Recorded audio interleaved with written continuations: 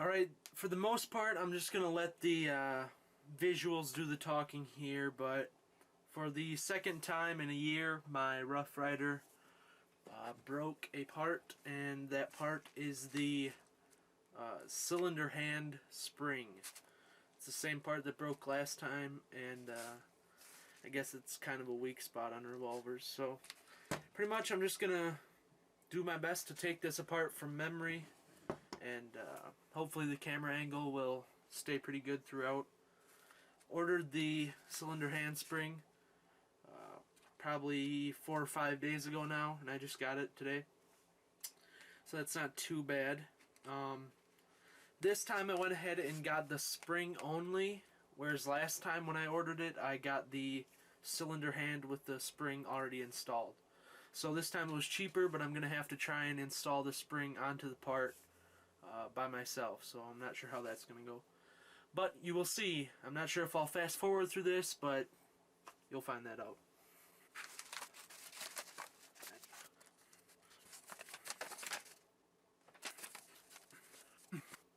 Alright, so in that little bag there was a invoice, which is this piece of paper, and then the part itself. This is the cylinder hand spring, and that's what I have to install. So, we'll get to it.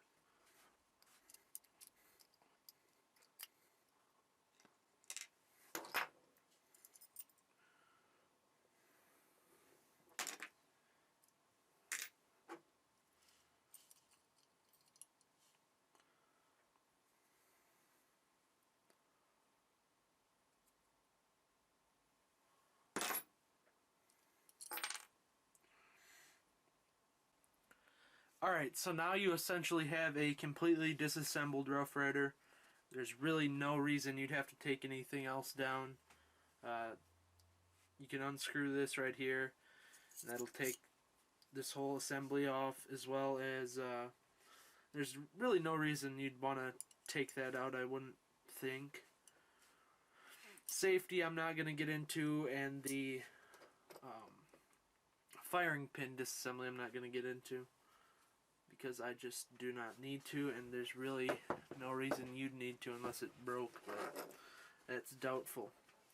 So overall it's a fairly simple design, and you can see right here what broke.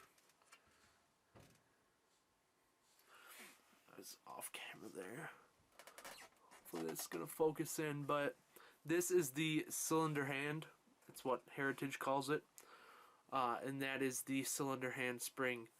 this cylinder handspring would come in,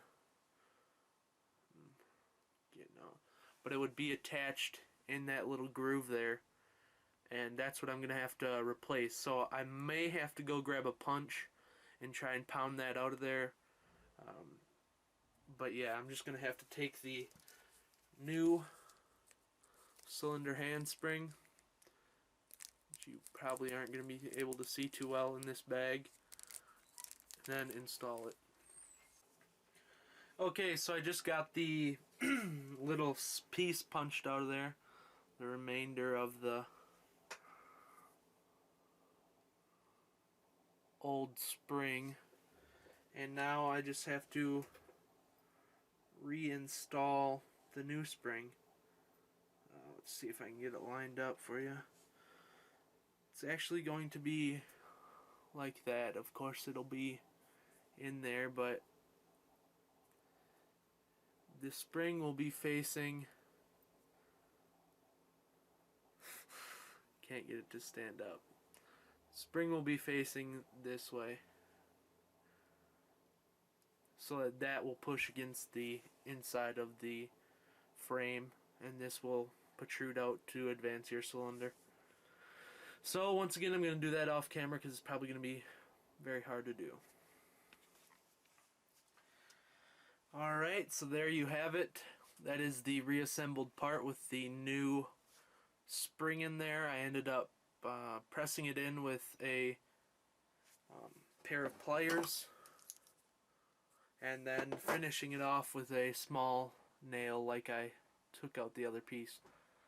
But now I'm just going to go ahead and reinstall the same way I took everything apart and try to get a good view of that.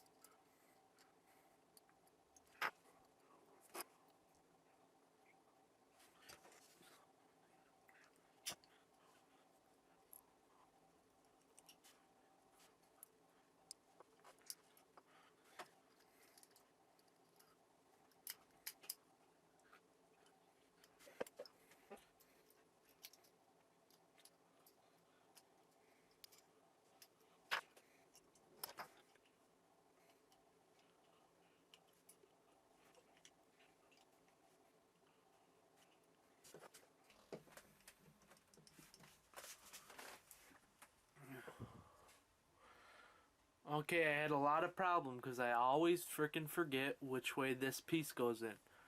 Goes in like that. I tried to install it 10 other ways before I figured it out again.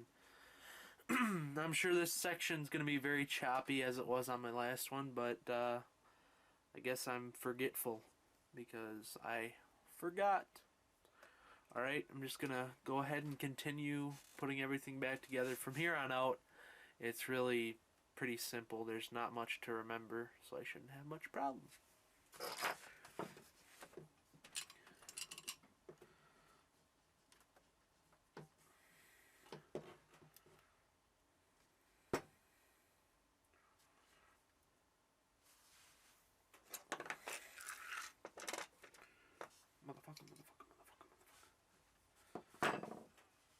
except you have to remember to reinstall your loading gate.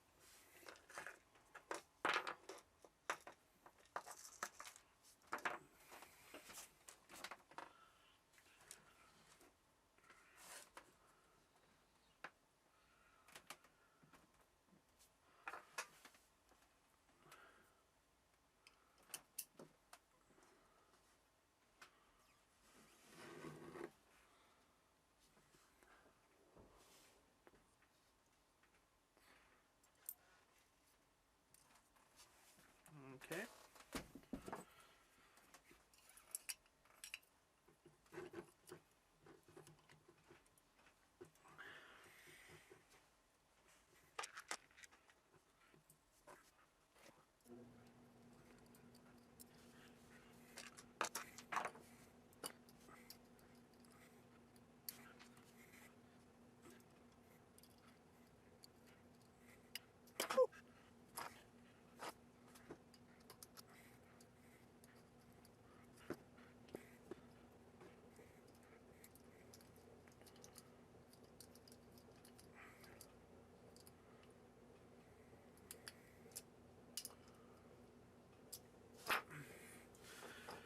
All right. Now I can do a function check before I put the grips and the cylinder back on. Just make sure everything goes the way it should. See the cylinder. The lighting's hard to do. Pushes forward like it should. So I do not see any issues. The lockup's pretty good from the looks of it.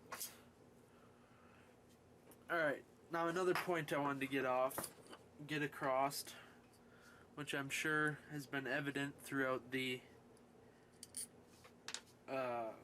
many mistakes of this video, is I am not a gunsmith, clearly.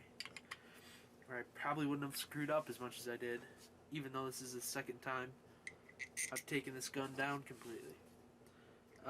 Just goes to show that these guns are fairly simple, and if you have any mechanical skills whatsoever, you shouldn't have too much trouble figuring out what you're doing.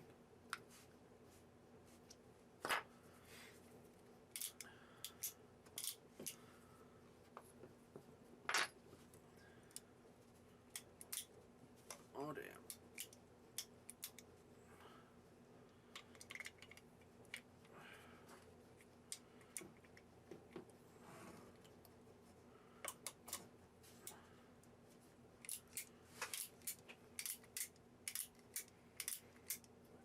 Alright, so now, once again, we have a fully functional Heritage Rough Rider.